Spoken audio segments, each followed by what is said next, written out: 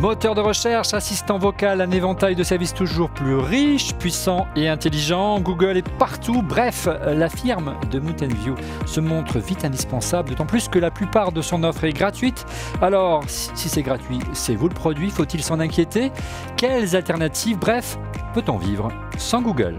On refait le Mac. Bonjour à tous, vous regardez On refait le Mac, alias ORLM. Très heureux de vous retrouver pour notre débat high-tech hebdomadaire. Je vous rappelle qu'On refait le Mac est disponible en vidéo sur notre site www.onrefaitslemac.com et sur notre app iOS ORLM, mais également sur YouTube, Dailymotion, iTunes et Podcast. Et vous avez également disponible une version audio sur iTunes, Podcast, mais également sur Spotify, Deezer et TuneIn pour écouter On refait le Mac en faisant sa vaisselle ou en faisant du jogging comme Alexandra chaque dimanche matin. Avec comme chroniqueur ici en plateau, à mes côtés, Stéphane Zibi de Ionix. Bonjour Stéphane. Bonjour Olivier, bonjour Laurent, bonjour à Damien, bonjour Monsieur X, bonjour à tous. En plateau également, Laurent Pantanache d'Xbrand. Bonjour Laurent. Bonjour, on refait le Mac. C'est quoi cette casquette C'est ma casquette Apple que j'aime bien et je trouvais que c'était... Allez, un petit hommage. Mettre un peu de panache. En duplex, notre explorateur digital et chroniqueur geek sur BFM Business, Damien Douani. Bonjour Damien, pardon. Oui, bonjour à tous. Comme Laurent, comme j'ai attrapé froid, j'ai mis mon bonnet Apple. Ouais. C'est un vrai produit dérivé d'époque. Bon, tu te soignes, Damien? Oui, je me soigne. Bon, ça soigne les bonnets Apple, ça soigne. Ça soigne. Oui, c'est ce qu'on dit. C'est ce qu'on dit avec l'imposition des mains aussi, ça marche bien. Bon, et celui qui a certainement tricoté pour Apple ce magnifique bonnet, un ancien responsable de la pomme qui avance, visage masqué, Monsieur X. Bonjour Monsieur X. Bonjour Olivier. Eh bien écoute, je suis en pleine fracture numérique aujourd'hui.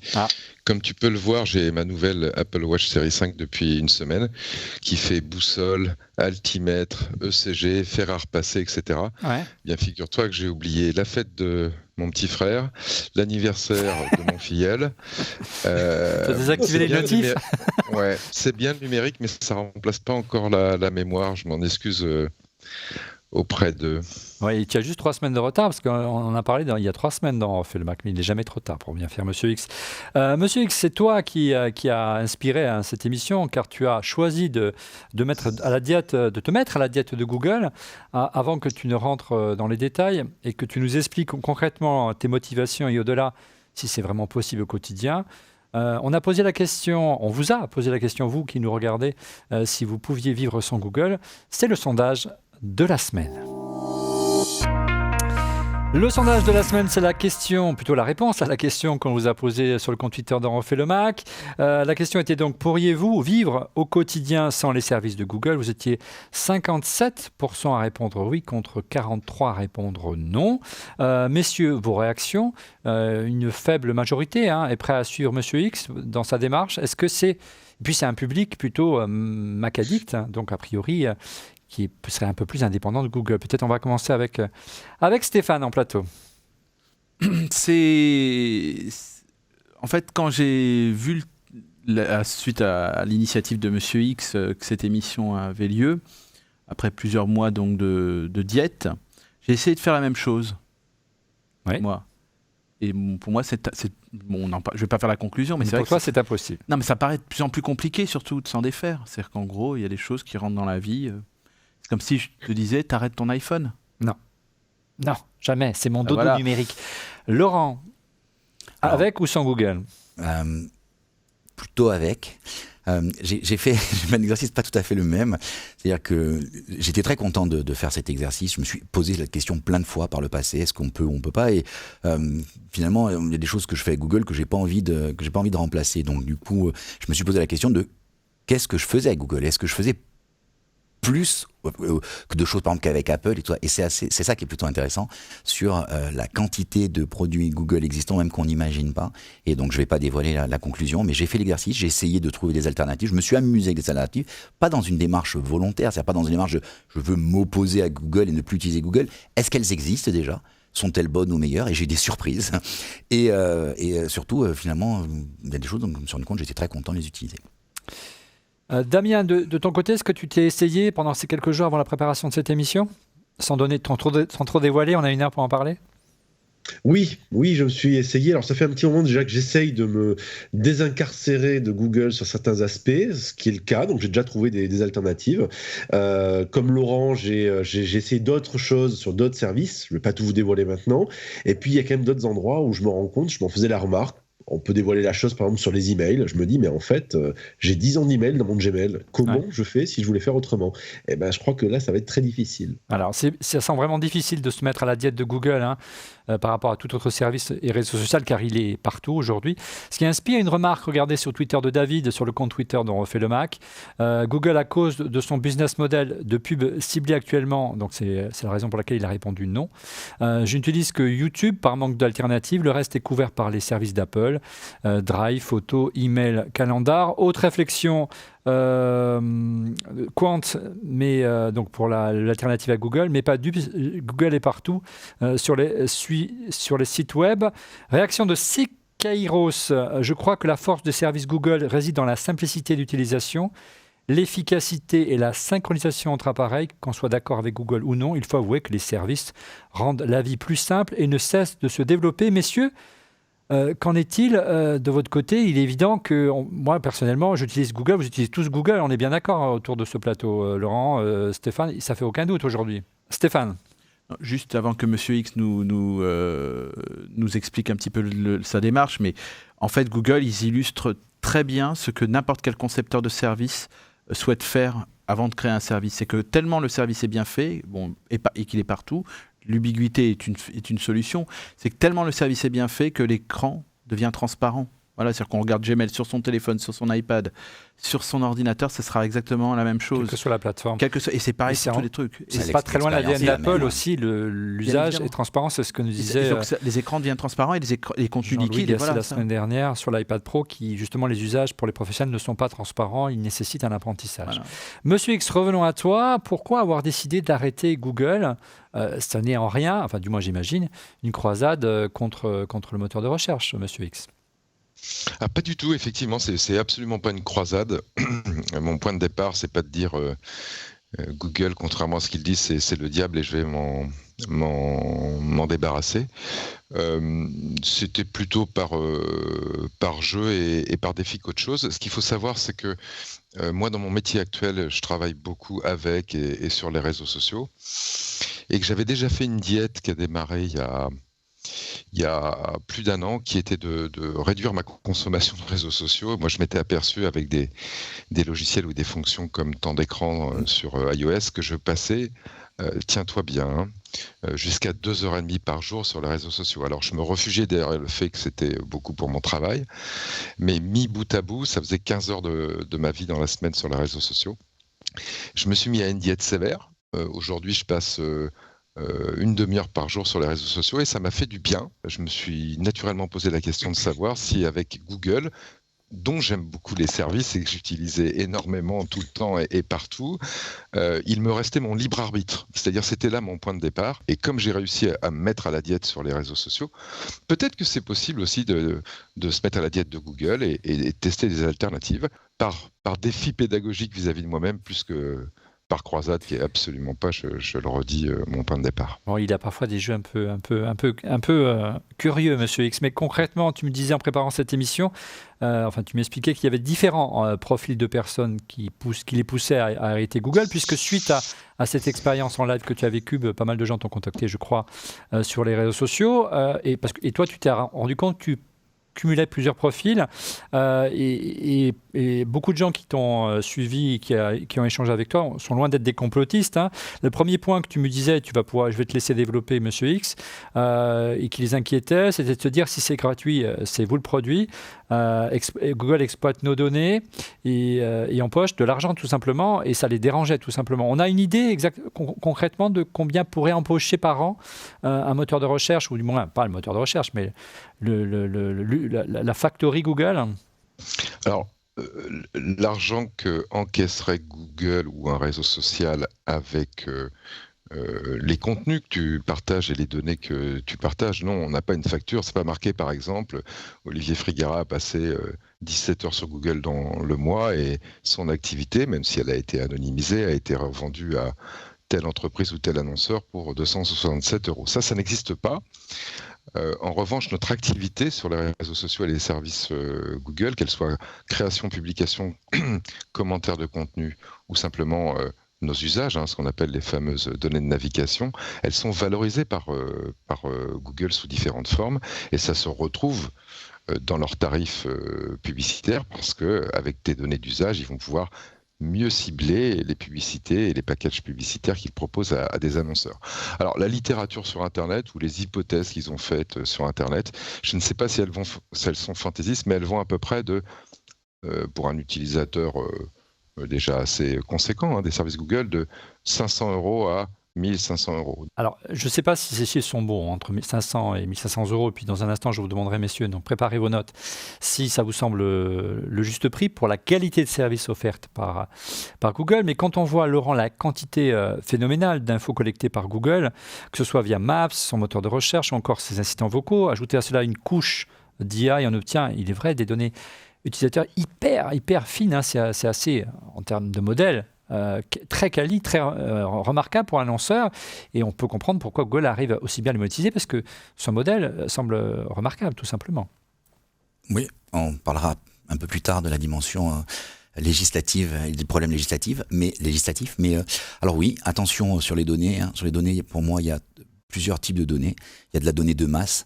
Le fait qu'on lise des emails massivement dans le Gmail. Oui, Gmail, quand on est sur Gmail, il faut préciser, Google, vous donnez l'autorisation à Google de pouvoir lire vos mails, tout simplement. Et il y a beaucoup de gens, alors c'est là où le 25% évoqué par Monsieur X me paraît beaucoup trop élevé. Je pense que dans la population, il y a 3 types de personnes. Il y a une infime partie. On parle de peut-être quelques millions de personnes, mais c'est rien par rapport aux milliards de personnes qui utilisent les services Google, qui sont prêts à partir en croisade. Il y a une un petit peu plus grosse partie, peut-être que ça peut aller jusqu'à 25%, et j'en suis même pas certain, qui pour moi se disent effectivement, si on fait sonner la clochette autour de l'oreille, ils vont se dire « Ah oui, peut-être qu'effectivement, il y a un déséquilibre dans la relation. Peut-être que je devrais être payé pour ces données ou peut-être qu'en échange, je devrais avoir autre chose. » Et là, c'est la difficulté. Combien vaut un outil qui fonctionne aussi bien que Google Maps, que toutes ces choses-là. Et puis ensuite, il y a l'immense majorité, moi je pense que c'est 90%, c'est même pas 75%, qui n'en ont strictement rien à faire et qui en ont... Le fait d'être le produit, comme cet adage qui dit si le produit est gratuit, c'est que c'est toi le produit. C'est comme à une table de poker. Si on dit tu sais pas qui est le pigeon, c'est que c'est toi le pigeon. Et je lisais ce matin quelque chose qui m'a beaucoup fait rire. C'est 2 cochons dans une ferme qui discutent et qui dit, tu imagines, l'étable est gratuite et l'autre cochon dit oui, et même la nourriture d'ailleurs. Voilà, et tu comprends. Voilà, c'est de l'humour, mais tu comprends bien ça. Donc du coup, je pense qu'il y a ces 3 catégories. Par rapport au volume de données qui était ta question, par rapport au volume de données, l'intelligence artificielle. Oui, tout à fait. Par rapport au volume de données, il y a 2 choses. Il y a le fait que Google, par exemple, lise tes mails et ne s'intéresse pas à ce qu'il y a dans ton email à toi, personnellement. Oui, le sens. Juste travailler sur le sens, et ça donne des choses qui sont pratiques. Par exemple, aujourd'hui, dans Gmail, quand vous commencez à taper, vous avez l'écriture prédictive et qui t'écrit des bouts de phrases. Il t'écrit pas juste le mot qui vient après. Des fois, c'est des bouts de phrases entiers. Typiquement, quand tu commences « Je vous prie d'agréer », tu as l'intégralité de la phrase, donc ça marche très bien en anglais. Ça arrive de plus en plus en français et c'est très pratique. Objectivement, moi qui utilise, y compris pour mes emails professionnels, Gmail, je trouve ça très pratique. Donc ça, c'est la donnée, je dirais, c'est le service basé sur du volume. Après, là où c'est plus intéressant, et c'est là où on peut se poser la question, c'est le fait qu'ils te connaissent. Mais aujourd'hui, il y a plein de gens qui nous connaissent. Notre banquier connaît tout de nous. Tout de nous. Donc, Google connaît tout de nous. On verra dans la liste des services. Si on croise... Voilà. Ce qui est impressionnant. La force aujourd'hui, c'est que le nombre de services, je parle bien du nombre, offerts par Google, est astronomique. Voilà, et l'immense majorité des gens oublient que ces services, parce qu'ils sont proposés intégralement par Google, sont potentiellement croisés. Voilà, ça va de la carte, en passant par l'email, en passant par le navigateur, j'ai une liste moi des produits, je me suis amusé à regarder. J'en ai trouvé à peu près plus de 100. Mais dans les grands noms, on a Android, AdSense, Google Analytics, Google Alert, Google Assistant, OK Google. La semaine dernière, j'étais avec une personne qui me disait est-ce que tu as déjà remarqué que nos enfants n'utilisent plus le dictionnaire ? Je dis oui, je sais, oui. Quand je dis à mon fils va ouvrir le dictionnaire, il dit OK Google, ça veut dire quoi ce mot ? et je suis à la fois admiratif de me dire il a tout compris et peiné de me dire c'était beau d'aller chercher dans un dictionnaire le mot. Mais voilà quoi, donc l'assistant.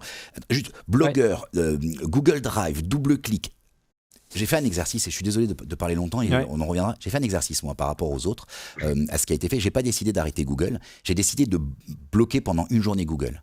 Donc, dans mon Déjà, Mac... ton fils est devenu fou. Non, je l'ai fait sur mon Mac. Dans mon Mac, j'ai dit, tous les services Google, j'ai un petit logiciel qui me permet de bloquer le domaine, tous les domaines qui sont liés à Google. Déjà, à partir du moment où je l'ai activé, plus rien fonctionnait. Même mes DNS sont gérés par Google. Le fameux 8.8.8.8, c'est géré par Google. Donc en fait, je me suis dit, mais waouh, c'est incroyable, les cartes ne marchaient plus. J'ai un autre exemple de la reCAPTCHA. reCAPTCHA, c'est du Google. Donc ce que disait Stéphane tout à l'heure, c'est-à-dire que je suis allé sur un site, et le site, j'ai pas pu m'inscrire, parce qu'en fait, il me proposait un reCAPTCHA qui était bloqué parce que j'avais bloqué les services Google. Donc ça veut dire que même quand le site n'a rien à voir avec Google, il utilise un service Google. Mais concrètement, si vous souhaitez prendre conscience de l'étendue et du volume considérable de données qui peut être capté à partir de vos différents comptes ou services Google, il y a un site pour ça, ça s'appelle myactivities.google.com. C'est un service de Google qui propose éventuellement, si vous le souhaitez, d'effacer certaines de ces données. Regardez, et c'est très simple. Pour ça, il suffit de cliquer sur la photo en haut et d'aller dans les menus, c'est très facile. Regardez, on en a fait l'expérience sur cette petite vidéo. Alors moi, et en fonction du nombre de services que vous j'utilisais, effectivement, les données sont de plus en plus fines. Il peut croiser la localisation avec Google Maps, avec Waze, enfin pas encore Waze, mais Waze n'est pas encore vraiment intégré, mais on en reviendra. Peut croiser vos mails, vos réservations d'avion et, regardez, amusant, même vos requêtes par rapport à OK Google, lorsque j'ai demandé d'écouter Barapapa ou de raconter une histoire à mon fils, ça va très loin quand même. Sauf que, et c'est là où c'est intéressant, c'est que dans le téléchargement, moi j'ai téléchargé donc en fait mes données, j'ai 50 gigas chez Google. Donc c'est pas rien quoi. Rien. Damien disait qu'il avait ses emails depuis je sais pas combien d'années. Moi j'ai acheté mon compte Gmail. J'ai acheté mon compte Gmail sur eBay. Fin 2004, début 2005, j'ai acheté une invitation. Et donc en fait, au tout début. Donc j'ai 15. J'ai pas payé le mien. Mais j'étais sorti le 1er avril 2004. Ouais, et donc moi j'ai payé parce que j'avais pas trouvé le truc. Donc c'est là où, ce qui est intéressant dans le téléchargement, c'est que tu n'as pas les liens. Ouais. Et ce qu'il faut faire, c'est se dire waouh, la masse de données est astronomique. Qu'est-ce qu'on pourrait faire si on croisait ? Et c'est là où ça devient un peu plus subtil. Et on comprend pourquoi aussi les services de Google sont une vraie machine de guerre en matière de finesse, de traitement d'infos, et que sur certains points, Apple, tout simplement en termes de qualité de service, ne peut pas rivaliser parce qu'elle ne traite pas un volume aussi important de données. Tout simplement, Stéphane, au vu de la richesse des services offertes, et on l'a dit, la qualité du service est remarquable et que la plupart sont gratuits, est-ce que tu estimes entre 500 et 1500 euros, quelque part, c'est pas cher payé finalement ? Si tu regardes le coût d'un iCloud à l'année pour un téra de données, c'est 200 euros, je crois. On n'est pas très loin. Moi, je pars du principe que tout ce que nous donne, comme l'a évoqué Laurent, c'est une immense majorité.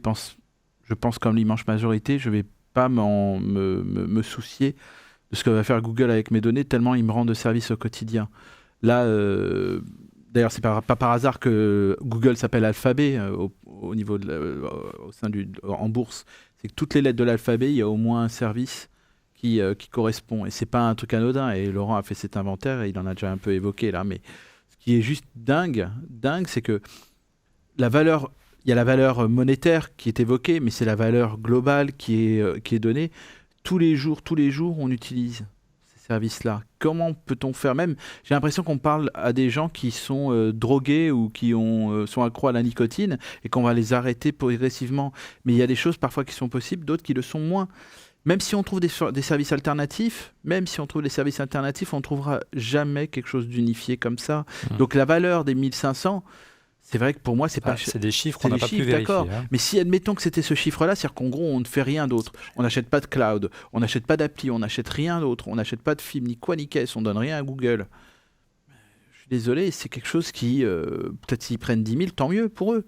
Qu'est-ce qu'on peut y faire ? Est-ce que tu trouves, Damien, que 500 euros, 1500 euros, c'est trop cher payé par rapport à la qualité de service de Google ? Moi, je pense qu'on s'en fout. C'est pas la bonne question.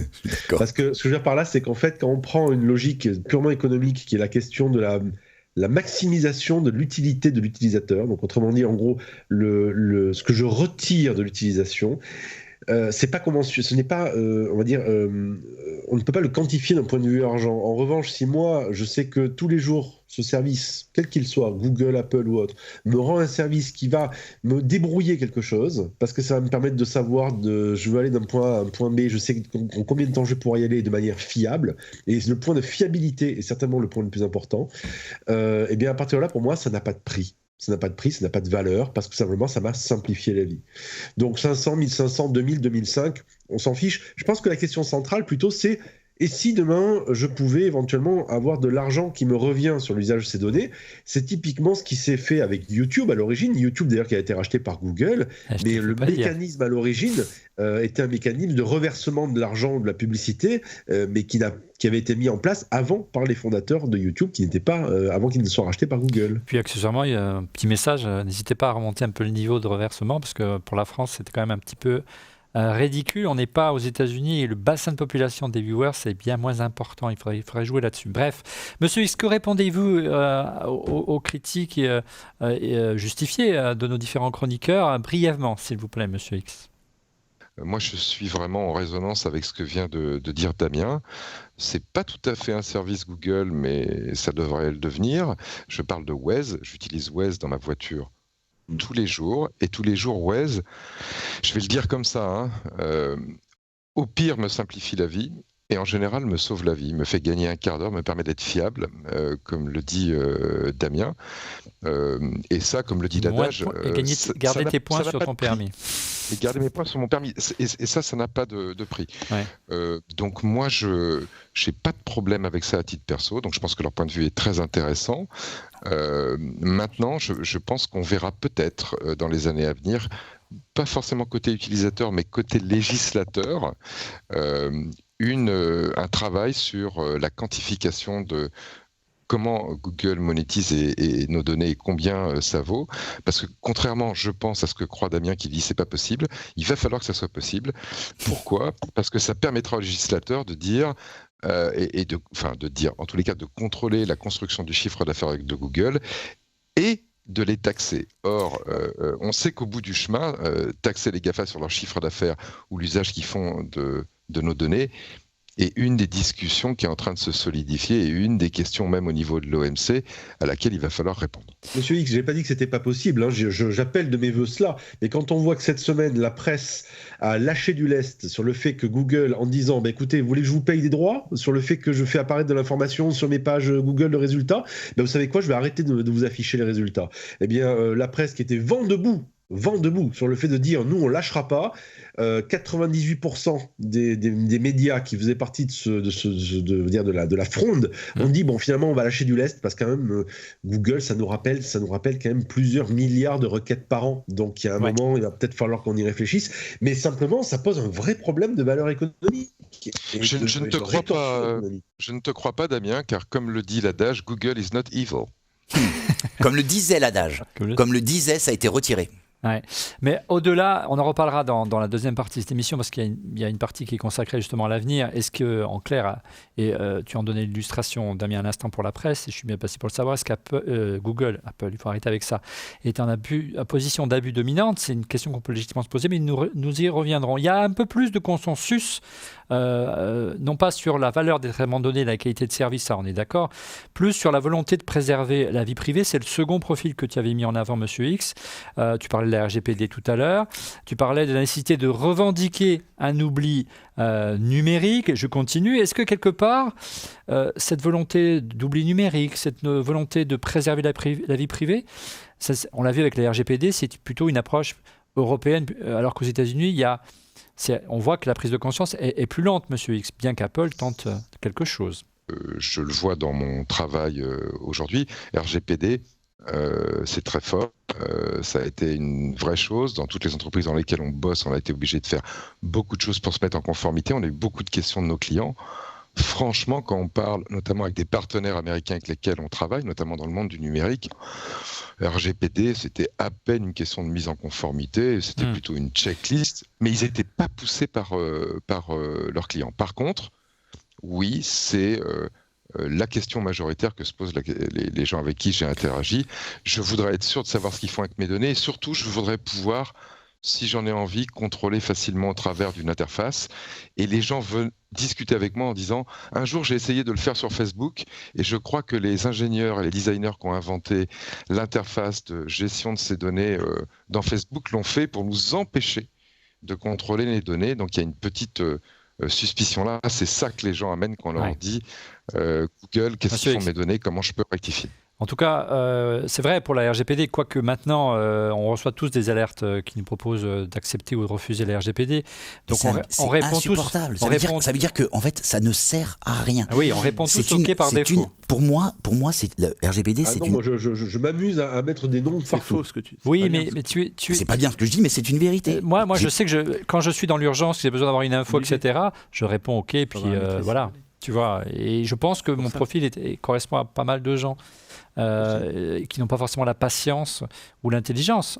Oui, mais à un moment, si on veut reprendre la t'imagines en termes de productivité, les moyens, et on nous donne les moyens de le faire. Donc, il y a un moment, il faut se décider aussi. Ça, c'est une question aussi, encore personnelle. Ça montre que la volonté politique est là, mais dans les usages, il y a encore des progrès à faire. Souvenez-vous, pour revenir, tu voulais dire quelque chose? Ouais, je veux dire, brièvement. Très brièvement. Et Stéphane me faisait une remarque.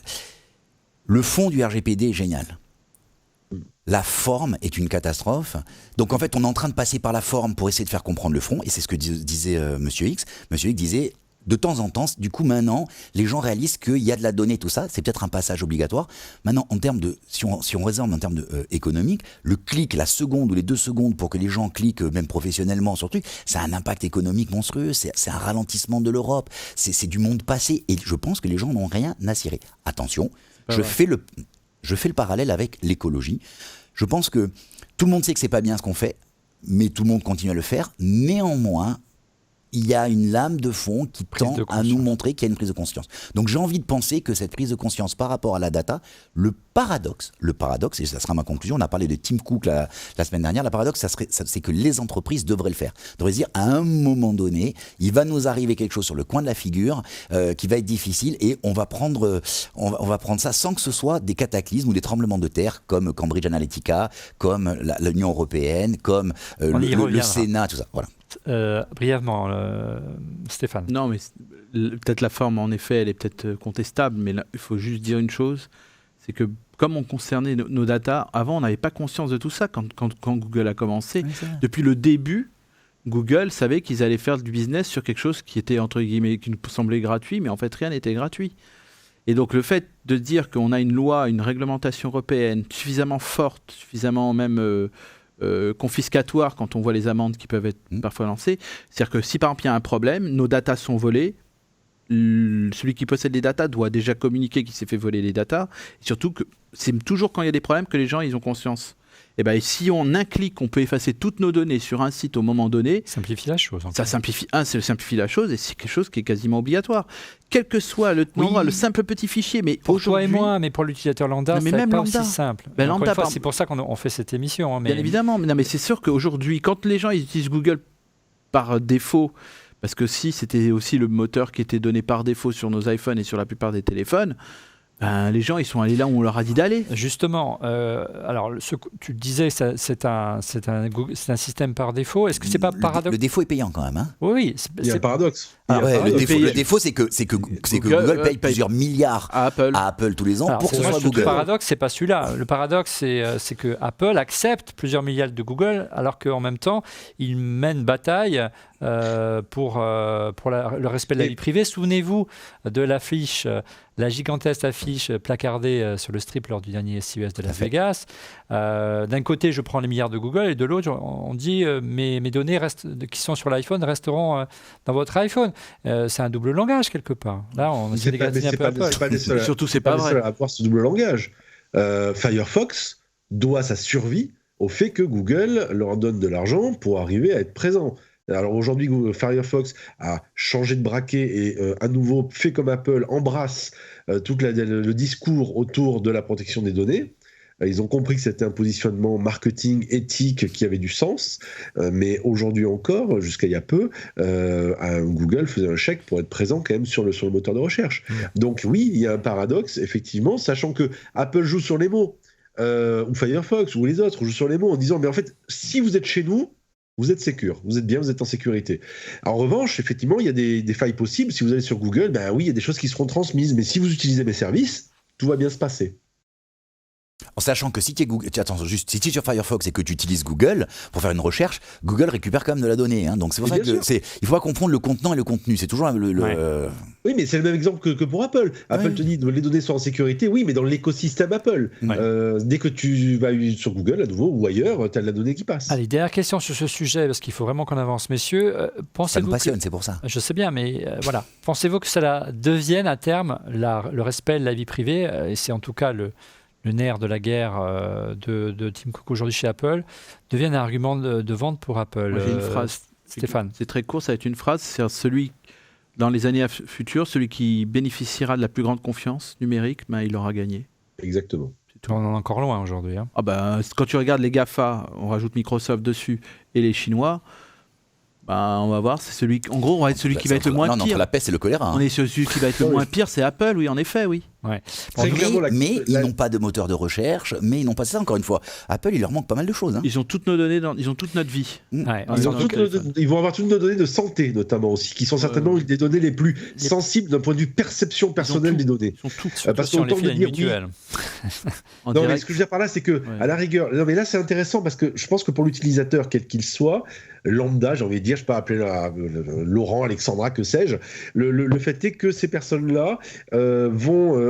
Si on leur dit, voilà, vous cherchez un mot sur Google, ils vont dire, oui, je m'en fous qu'on sache que je cherche l'horaire du train un tel. En revanche, lui dire, tu sais que des données de santé, par exemple, peuvent transiter, si effectivement l'opérateur de cela, par exemple Apple, a la confiance de l'utilisateur, dans quelques années, oui, effectivement, ça permettra certainement de tirer son épingle du jeu. Je rejoins tout à fait ce que dit Stéphane.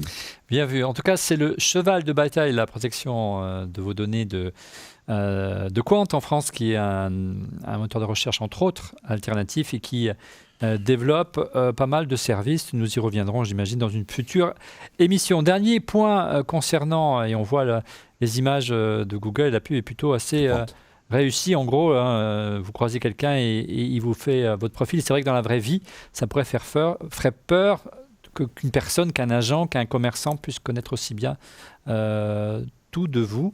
On doit avancer. La crainte de perdre son libre arbitre, Monsieur X, c'était un point sur lequel vous avez insisté tout à l'heure en début d'émission. Est-ce que tu peux être plus concret? Comment tu as pris conscience que tu pouvais perdre ton libre arbitre avec Google? C'est super simple. Avant, j'utilisais Google et j'achetais des glaces à Häagen-Dazs tous les 3 jours. Maintenant que j'utilise plus Google, je mange plus de glace. Non mais c'est une joke. Mais... je vais essayer alors, Monsieur X. Ouais, je suis super fit, j'ai perdu des kilos. Non mais c'est caricatural ce que je dis, mais l'idée, elle est là. C'est pas spécifique à Google, c'est spécifique, et ça c'est mon vieux fond, on va dire, altermondialiste qui parle, c'est spécifique à quelle influence a la publicité sur nos vies en général, et notre libre arbitre dans nos choix bêtement de consommateurs, pas nos choix philosophiques.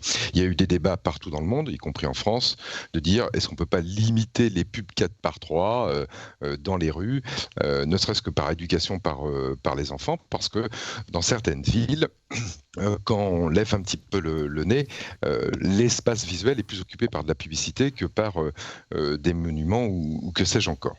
Donc quand on est sur Internet, on a cette même problématique avec un acteur de la publicité global, mondial et majoritaire qui est Google. Et à la différence d'un 4x3 sur le périphérique que vous pouvez choisir de ne pas regarder en détournant la tête, attention aux accidents, ou ce qu'on a gagné en tant qu'utilisateur avec la télé dématérialisée. Oui, et à la différence de ce qu'on a gagné avec la télé, parce qu'avec la télé en streaming, maintenant, je ne regarde et je ne vois plus jamais de pub. Sur Internet, la pub, elle est là, elle est omniprésente, grâce à Google ou à cause de Google. Mais c'est pas comme un 4x3 sur le bord du périph', ou c'est pas comme un écran publicitaire pour le film du dimanche soir. Elle a tendance à se glisser dans le paysage, à être intégrée, à se proposer à toi comme recommandation et puis comme publicité. Et à la fin, je me suis dit, mais zut, là, j'achète un gel vegan pour mes cheveux en Allemagne. Est-ce que j'en ai besoin? Non. Et 2, est-ce que c'est parce que Google me l'a poussé que j'ai trouvé ça bien, ou est-ce que j'ai vraiment pris le temps de faire une recherche? Alors, je te propose qu'on s'immerge dans ton quotidien. Peut-on vivre sans Google? Quelles sont les alternatives? C'est maintenant. Quelles alternatives à Google? Peut-on vraiment se priver de Google? Pas si simple, on l'a dit en amont de cette émission, avec son large éventail de services. Ça inspire une question à Jeep, une question tout-terrain, j'imagine. Oh, elle était facile. Mais à part YouTube, je ne vois pas de service Google indispensable. Et vous, de manière générale, il semblerait effectivement que YouTube semble faire l'unanimité. Il semble, surtout si vous regardez On refait le Mac. Une autre réaction de Will Valdo, c'est à ce moment que je me rends compte que si j'enlevais YouTube de mes appareils, iPhone, iPad, ma vie serait bien triste. Donc c'est assez compliqué effectivement. Il y a d'autres solutions de diffusion de vidéos, bien sûr, mais YouTube est aujourd'hui véritablement incontournable et ça appartient à Google. Il est en revanche plus facile de trouver une alternative, Monsieur X, au moteur de recherche de Google. Qu'est-ce que tu as choisi? Alors moi, personnellement, j'ai regardé les moteurs qui étaient proposés en standard par Apple sur macOS et iOS. Et j'ai choisi un moteur qui s'appelle DuckDuckGo, que j'avais déjà essayé il y a quelques années, que je trouvais absolument pas performant. Et puis qu'il est devenu très très performant. Donc j'ai simplement mis dans iOS et macOS DuckDuckGo comme mon moteur de recherche par défaut. Et je dois dire que dans 95% des cas, ça fait le job. Ça me donne la réponse que je souhaite. C'est précis, c'est très finement paramétrable comme Google Search. Vive la vie. Et pourtant, tu vois, je suis comme tout le monde, je cherche beaucoup. Même pour glander ou comme distraction, mais encore plus en ce moment parce que pour rien ne te cacher, j'ai acheté un appartement que je vais avoir dans plusieurs mois. Ouais, je t'en parlerai. C'est un grand changement de vie pour moi. Monsieur X refusait d'être propriétaire. C'est un grand jour aujourd'hui. Absolument. Et donc ma femme est directrice. Madame est directrice artistique et moi j'exécute. Ouais. Et donc je fais beaucoup de recherches. Et franchement. Même avec les demandes les plus, on va dire, folles de ma femme. Pourquoi tu veux plus Google? Parce que tu veux pas en fait acheter d'appartement. C'est ça en fait. Tu n'y arriveras pas sans Google. Voilà. Donc ça m'arrive encore d'aller sur Google Search. Ouais. Dans 2% des cas où quand j'ai besoin d'une image, j'ai besoin d'un truc, DuckDuckGo n'est pas encore aussi fin, mais franchement, ça fait le boulot dans 95% des cas. J'en ai même oublié Google Search. Ça, c'est la vraie bonne première nouvelle. Alors, messieurs, est-ce que vous avez essayé de remplacer le moteur de recherche de Google, peut-être avec Damien? Alors oui, j'en utilise deux. Celui que tu as cité, Monsieur X, donc DuckDuckGo, et celui qui a été cité tout à l'heure, Olivier, qui est donc l'alternative. Pardon, Quant, l'alternative française. Voilà. Alors, il y a des moteurs, il y en a d'autres, mais c'est vrai que j'en avais essayé d'autres en général. Alors. Le fait est qu'on dit des fois, je ne sais pas de Quant, que c'est Bing derrière ou autre, c'est pas la question. Le point intéressant ici, c'était de dire, est-ce que je peux avoir des résultats qui sont pertinents? Et tout comme toi, Monsieur X, je trouvais qu'ils étaient complètement à la ramasse il y a encore quelques années. Et là, franchement, j'arrive vraiment à passer par ailleurs. Alors par contre, je reconnais que des fois, Google reste hyper pertinent pour des recherches hyper spécifiques. Un article que j'ai vu passer un jour et que je recherche, j'ai très très peu de mots-clés, et j'arrive à le retrouver. Google est hyper performant là-dessus, alors que les autres sont encore un peu dans la panade. En revanche, pour, comme tu le disais, 95% de mes recherches, c'est largement suffisant, y compris pour les photos avec Quant. Donc oui, c'est tout à fait possible de passer par ailleurs. Alors moi, j'ai pas fait la démarche, je suis pas encore prêt, mais une question vraiment candide. Messieurs, est-ce que plutôt que de ne pas utiliser le moteur de recherche de Google, est-ce que ce ne serait pas plus simple de privilégier un navigateur alternatif à Chrome en utilisant des add-ons, voire simplement un bloqueur de pub? Il y a déjà à partir de là, par défaut. Oui, je sais bien, mais à partir de là, le problème est réglé s'il y a le bloqueur de pub. Oui, mais le bloqueur de pub, quand c'est Chrome qui le fournit. Oui, voilà. Et surtout, tu vas retrouver dans tes recherches. Dans ton historique de recherche, ça ne bloquera pas l'historique des recherches. Ça ne bloquera pas l'historique des recherches. Chrome, c'est extraordinaire. C'est un cheval de Troie fabuleux qu'a inventé Google sur le fait de pouvoir sniffer de la data. Ouais. Et moi, ce que je trouve génial, c'est qu'aujourd'hui, vous avez des administrations françaises qui disent, la main sur le cœur, nous mettons Quant dans nos moteurs de recherche pour ne pas utiliser Google, mais ils demandent, leur SI disent, on installe Chrome parce que c'est plus simple. C'est pas ça, c'est pas que c'est plus simple. Dans plein d'administrations où je suis intervenu. Les sites sont optimisés malheureusement sur Chrome plutôt que sur Safari. Hein. Oui. Alors Dernière que Safari ou Firefox sont de très très bonnes alternatives. Brave aussi est d'une très bonne alternative. Opera sont de très bonnes alternatives aujourd'hui, très très bien foutues. Et on utilise du Chrome. Alors que je lisais une stat il y a quelques jours, 85% des extensions mises en place sur Chrome pourraient collecter des données sans notre consentement. Donc ça pose quand même vachement de questions. En conclusion sur le moteur de recherche. Oui, sur le moteur de recherche, il faut se rappeler quand même une chose. On est sur un marché. Oui, j'ai compris. On est sur un marché que les économistes appelleraient d'oligopole à franges. C'est-à-dire qu'en fait, il y a un énorme. Tu l'as placé. Hein. Je l'ai placé. J'avais dit que je le mettrais. Et donc, il y a un énorme.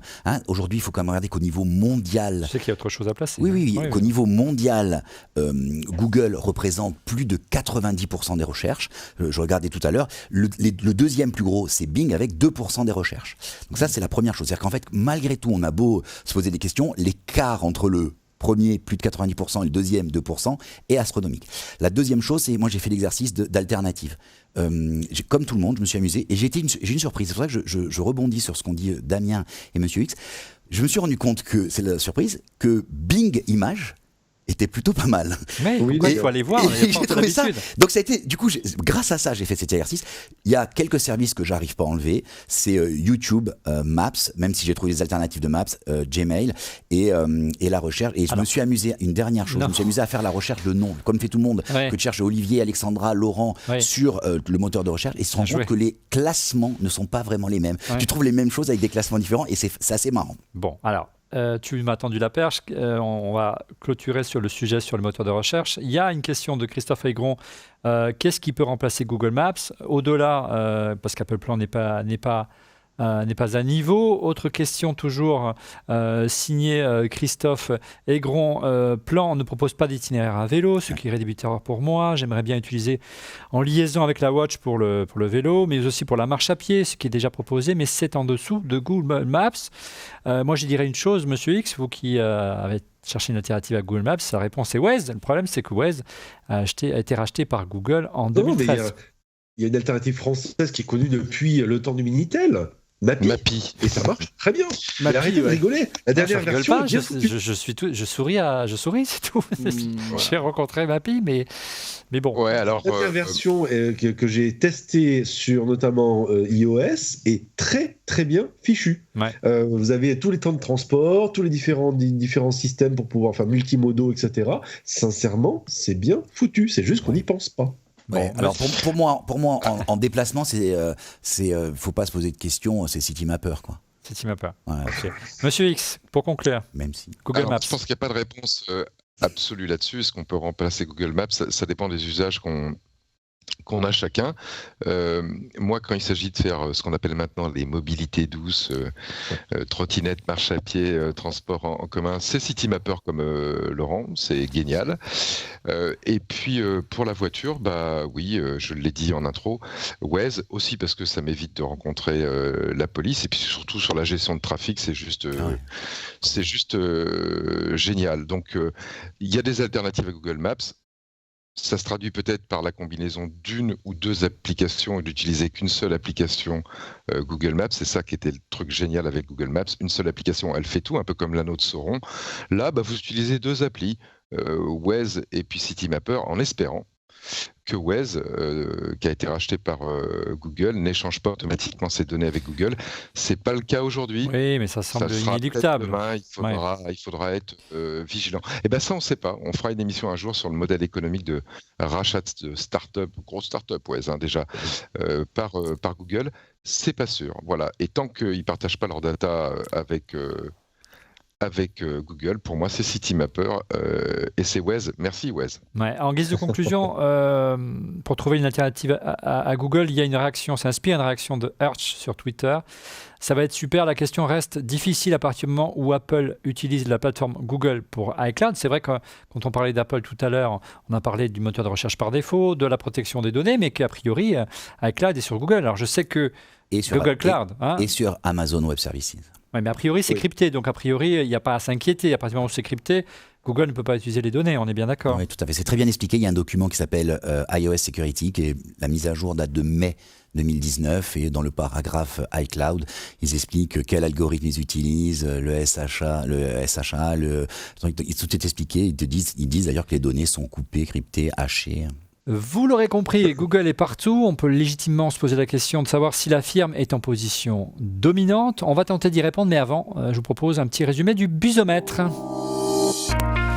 Le Buzomètre, c'est les rumeurs qui ont le plus buzzé, du moins les infos qui ont le plus buzzé sur le site Mac Forever. Et comme Didier n'est pas là cette semaine, il m'a envoyé ces 5 rumeurs les plus buzzantes de la semaine. On commence par la première rumeur, l'iPhone en 2020, une encoche réduite et charge sans fil uniquement. On sent bien que il est temps pour Apple de réduire un petit peu cette encoche pour rivaliser avec la concurrence, notamment on pense au Galaxy avec son petit œilleton. Deuxième rumeur, elle est plus chaude celle-ci, le MacBook Pro 16 pouces fin octobre. C'est quasiment acquis selon la plupart des analystes et bien informés. La question est de savoir s'il y aura ou pas un Apple Event. Moi j'aimerais bien vous proposer un petit direct avec les petits copains et copines dont on refait le Mac, mais ça sent assez compliqué parce que normalement on aurait dû déjà recevoir l'invitation. Troisième rumeur, Hong Kong, Tim Cook interpellé par les législateurs US. Effectivement, Apple, le gouvernement chinois a demandé à Apple de retirer certaines applications qui permettaient de communiquer et donc de pouvoir organiser des manifestations à Hong Kong, ce qui n'est pas très super, c'est le moins qu'on puisse dire. Quatrième rumeur, Illustrator en 2020 sur iPad Pro, donc c'est apparemment une rumeur de Didier. Enfin, dernière rumeur, retour sur la touche physique échappement, vous saviez, qui avait disparu avec la touch bar, elle serait de retour malgré la touch bar sur le MacBook Pro. Voilà, tu lèves les bras au ciel, c'est que effectivement ça manquait. Faut-il démanteler Google? C'est l'objet de ce prochain chapitre.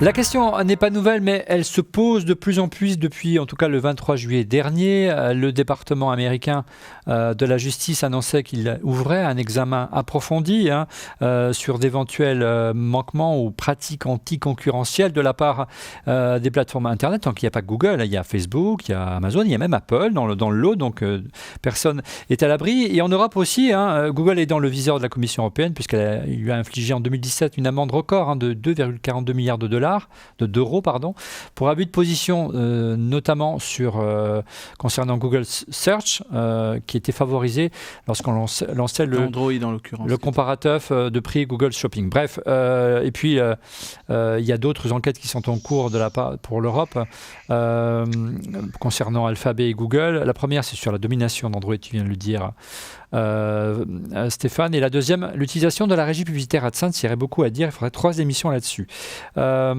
Tout cela n'annonce pas un démantèlement, c'est dur à dire, me direz-vous. Reste que Elizabeth Warren, qui est la sénatrice du Massachusetts, j'allais accrocher, du Massachusetts, et candidate démocrate à l'investiture aux élections présidentielles américaines, ose le mot break them up, et parle des GAFA en général et pas simplement de Google. Regardez ces déclarations. Les grandes entreprises technologiques ont trop de pouvoir, trop sur notre économie, notre société et notre démocratie. Ils ont détruit la concurrence, utilisé nos informations privées à des fins lucratives et ont fait pencher la balance du terrain contre tout le monde.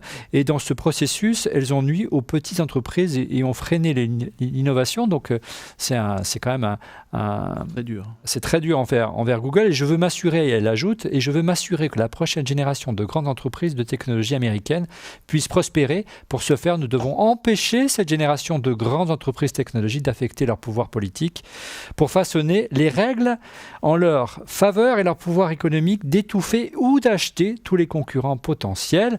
Là, pour moi, c'est le portrait robot de Google, monsieur X. Complètement, Olivier. Moi, en t'écoutant sagement lire les déclarations que je ne connaissais pas de Madame Warren, je la connaissais elle, mais pas ses déclarations. J'avais l'impression que j'étais en train d'assister à une conférence de l'ONG Attaque. C'est effectivement dans la vision extrêmement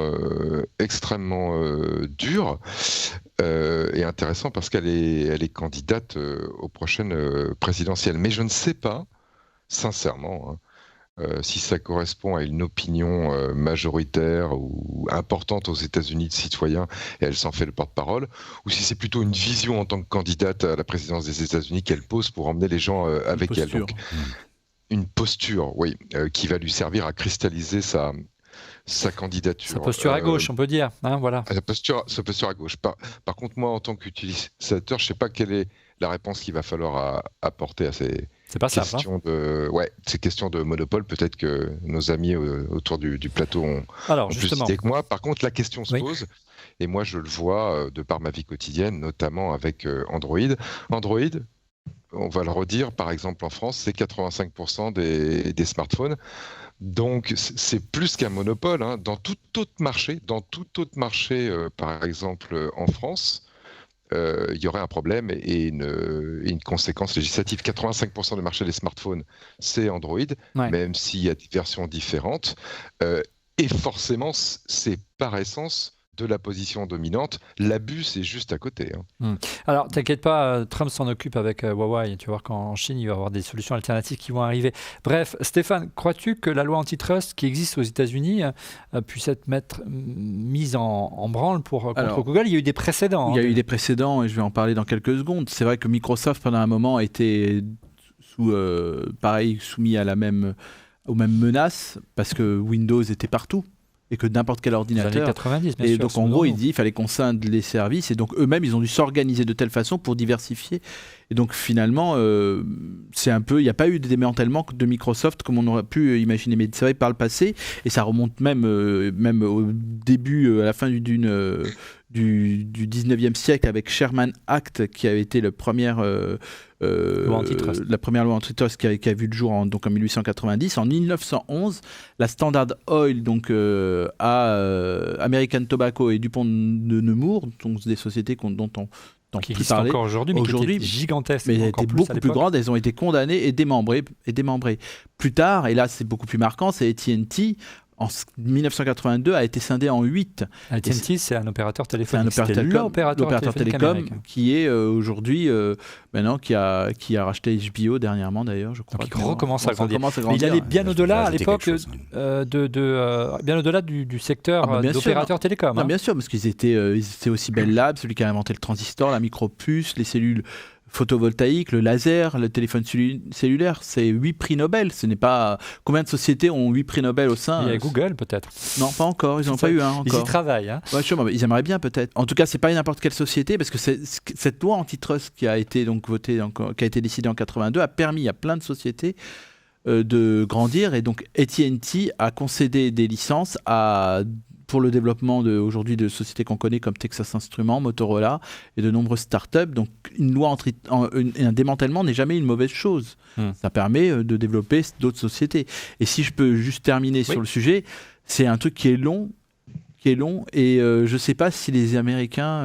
Ce qui est bon pour l'Amérique, ce qui est bon pour Google est bon pour l'Amérique. Ça dépendra du futur président. Oui, ou présidente. Ou présidente, mais si c'est le même président. Oui, c'est mal barré. Je vois dans mon conducteur que tu dis « j'ai à dire », Laurent, je t'écoute. Non, en fait, ce qui est très intéressant dans cette histoire, et c'est vraiment de l'économie. Là, on est vraiment dans le fond de l'économie, avec Sherman et puis toutes les lois antitrust derrière. C'est que, in fine, aujourd'hui, la Standard Oil est devenue Exxon, et Esso en France, la marque Esso, c'était pour les lettres Standard Oil. Et c'est pour ça qu'on ne savait pas comment le dire, donc on a appelé ça Esso, on a mis les lettres.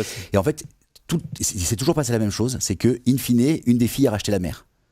Ou une des filles a racheté une des sociétés. C'est le cas dans les Baby Bell, qui ont créé dans les télécoms américains et aujourd'hui a racheté le dessus. Donc en fait, c'est juste une question de temps. C'est-à-dire que tu prends une entreprise, tu mets un grand coup de marteau dessus, et pouf, elle s'éclate en plein de petites, et ensuite le marché se consolide et se recrée. Et ça, donc c'est juste une question de temps. Je suis pas sûr que ce soit la vraie réponse au problème. Après, pour les nouveaux entrants, c'est sûr que c'est frustrant de se dire Google est tellement gros, mais c'est pareil pour les autres, est tellement gros qu'on aurait du mal à rentrer. Est-ce qu'on ne va pas plus loin, Monsieur X, Damien, que ces énormes entreprises qui étaient au début du siècle passé, Standard Oil par exemple, parce que Google est vraiment partout, chez tous les utilisateurs, dans toutes nos poches, et son influence va beaucoup plus loin.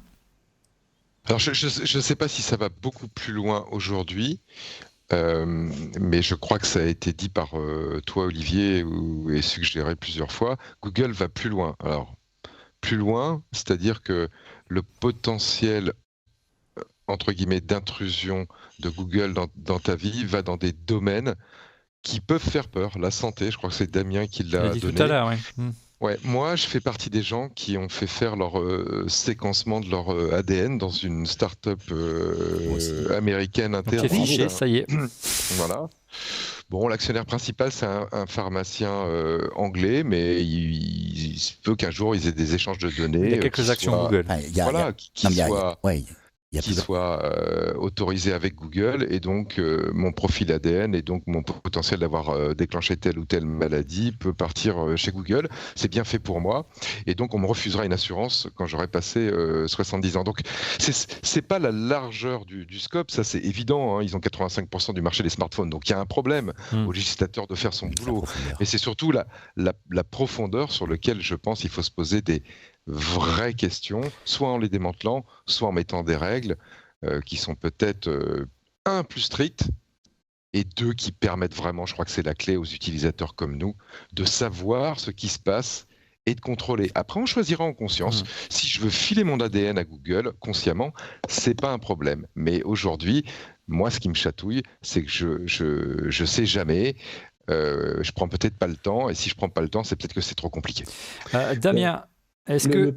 Attends, Oui, juste une question, et puis tu pourras dire ce que tu as à dire juste derrière.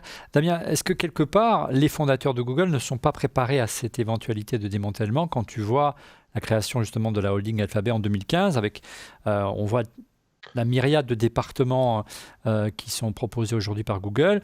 D'abord, ça fait réfléchir sur l'étendue et l'éventail des services qui sont proposés. Hein. Et au-delà, quelque part, c'est pas... manière de préparer éventuellement un jour ce démantèlement.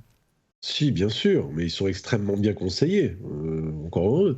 Et effectivement, oui, quand on a vu Alphabet arriver, on peut se dire que c'est un moyen effectivement prévoir un éventuel démantèlement à venir, sachant qu'on parle souvent de Google, mais quand on regarde Alphabet, qui s'appelle bien Alphabet, parce que l'idée c'est de dire on a des services de A à Z, c'est juste impressionnant, juste fou.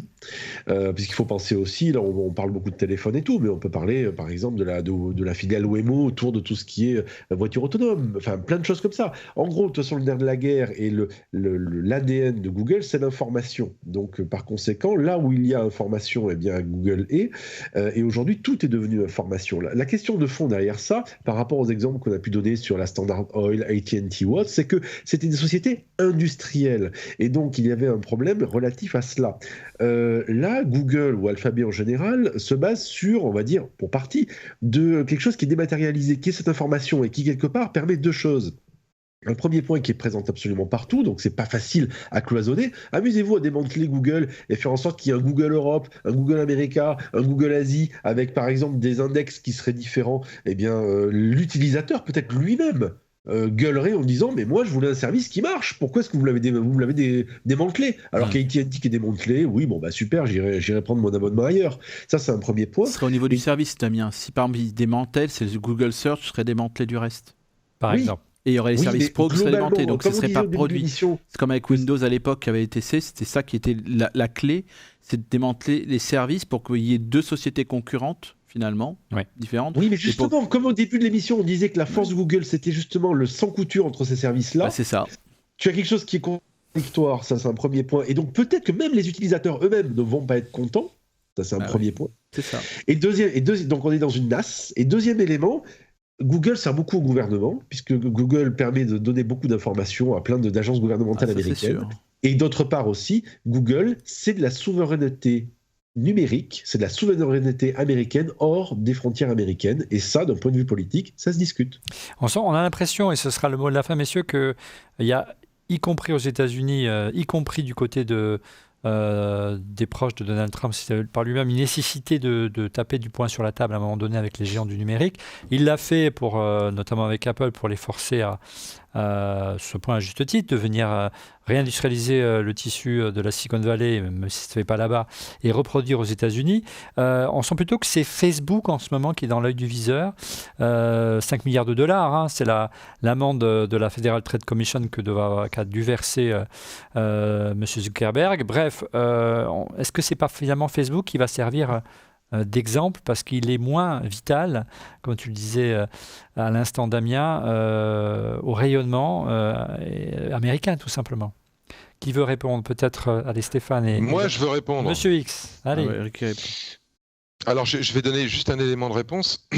Est-ce que c'est Facebook qui va servir d'exemple ou Google qui va passer le premier sur le grill? Si on en croit la personne que tu citais, Monsieur Donald Trump, il avait un candidat pour être la première entreprise démantelée, et c'était ni l'un ni l'autre, c'était Amazon.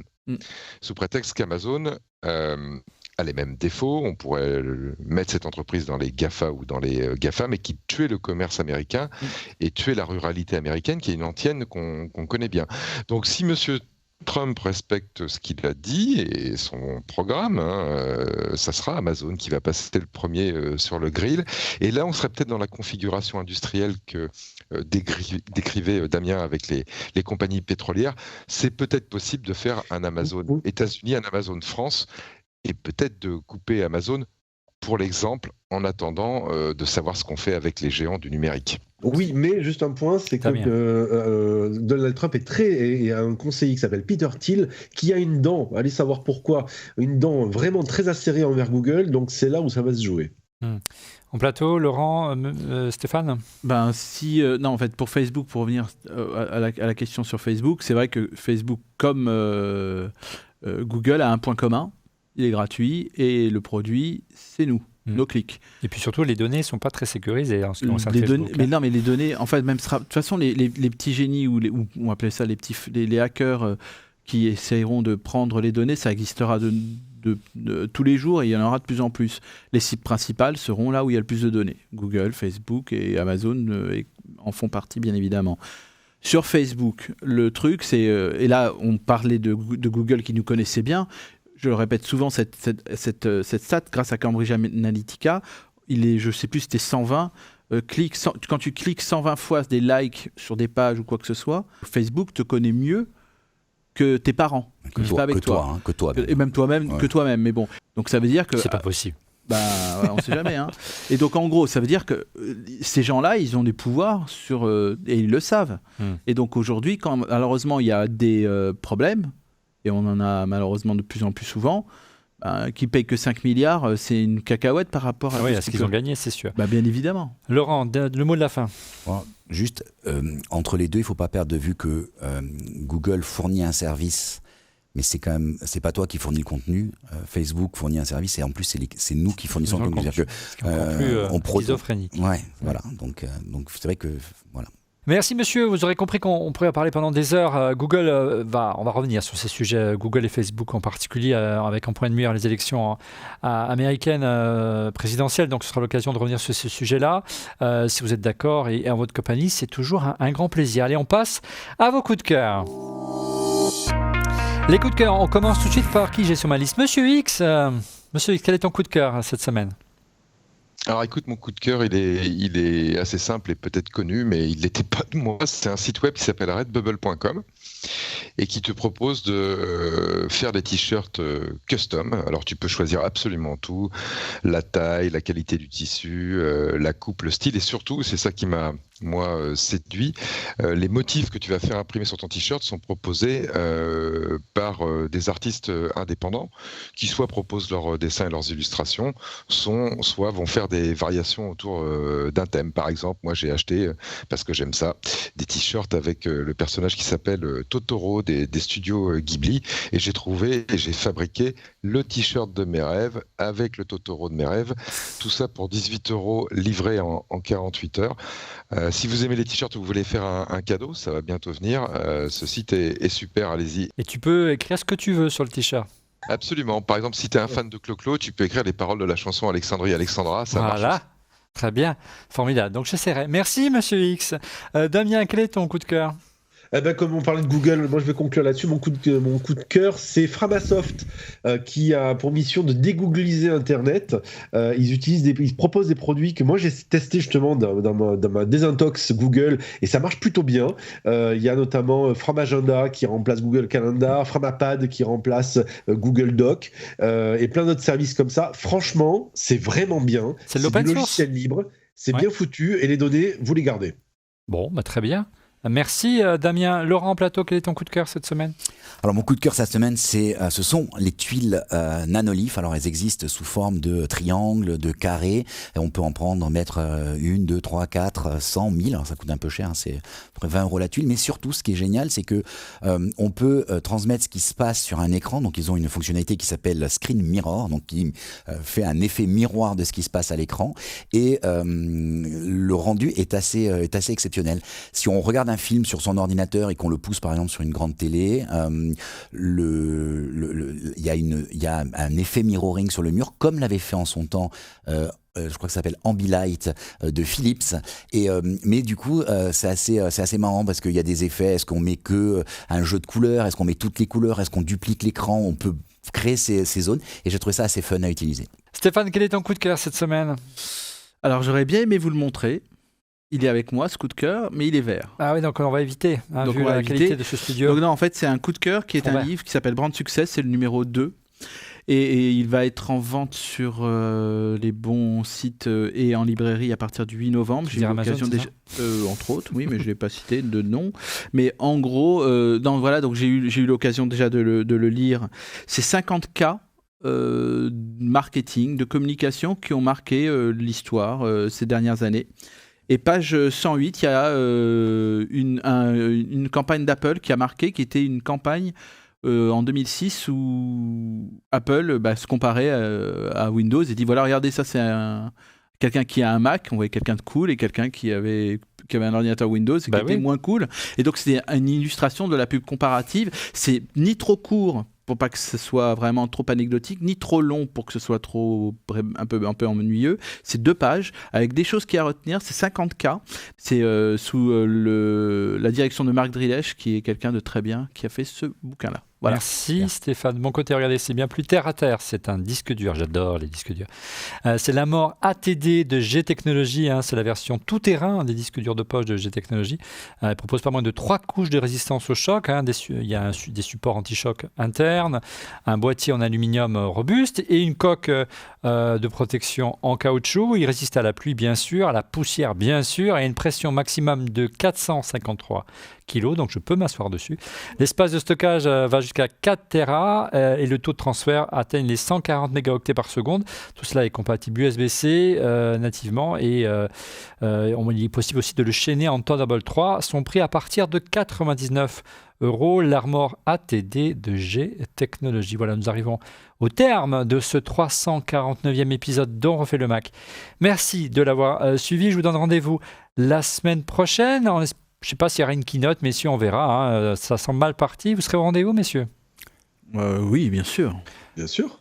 Damien, Monsieur X, à la semaine prochaine ? Eh ben oui, mais attention, j'entame une nouvelle diète.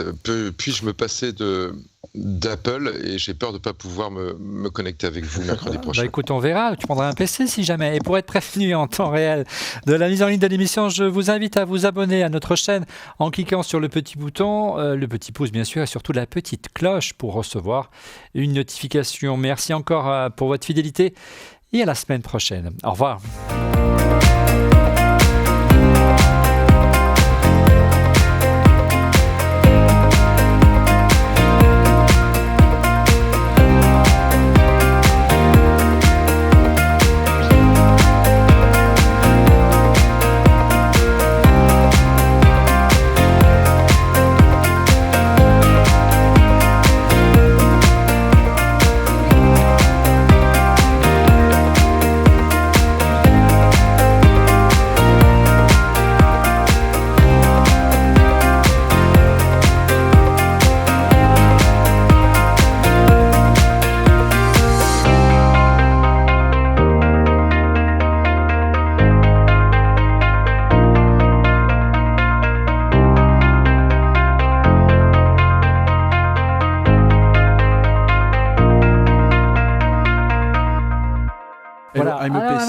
Monsieur Stéphane Zibi, on arrête de bavarder. L'acteur, c'est celui qui joue les revues l'autre jour. Pas lui, mais l'autre, le jeune. Enfin, je parle. L'émission n'est pas terminée. Et toi, public, si tu as reconnu quel était le mot caché cette semaine dans Refait le Mac, tu peux répondre sur Twitter avec l'hashtag ORLM Mac et tu gagneras un petit cadeau, tu verras. Mais ça, tu concerne en plus. Voilà. Merci beaucoup. À la semaine prochaine.